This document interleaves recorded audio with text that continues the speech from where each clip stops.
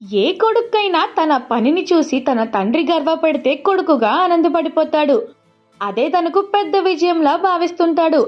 ఇక ప్రశాంత్ వర్మ ఇప్పుడు తన తండ్రి సంతోషాన్ని చూసి తాను కూడా ఆనందంలో ఉప్పొంగిపోతున్నాడు.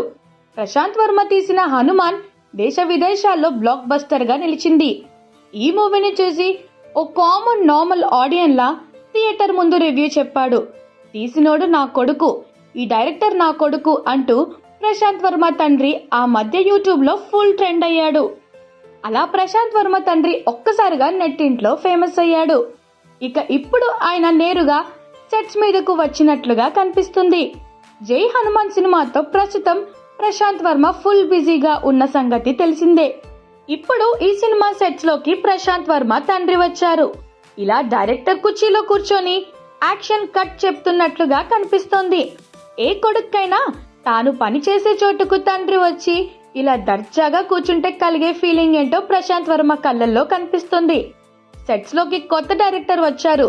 ఫేమస్ అయిన ఈ వైరల్ గాయ్ ఎవరో తెలుసా? ఆయన చెప్పిన ఆ డైలాగ్, ఆ లైన్ గుర్తుందా అంటూ ట్వీట్ చేశాడు ప్రశాంత్ వర్మ. తీసినోడు నా కొడుకు అంటూ ప్రశాంత్ వర్మ ట్వీట్ కింద నెటిజన్లు కామెంట్లు పెడుతున్నారు. పాత వీడియోని ట్యాగ్ చేస్తున్నారు.